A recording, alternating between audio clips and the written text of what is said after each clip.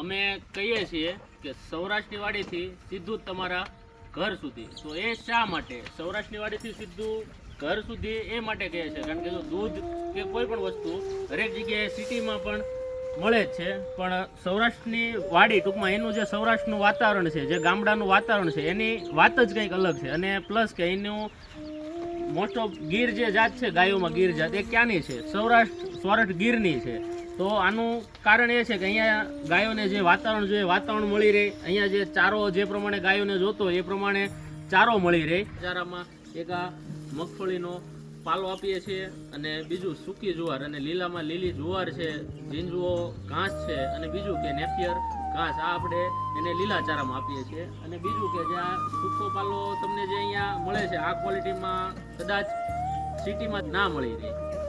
તો આ બધા કારણોને લીધે જ અમે કહીએ છીએ કે સૌરાષ્ટ્રની વાડીથી સીધું જ તમારા ઘર સુધી. તો એકવાર અવશ્ય ટ્રાય કરો. જય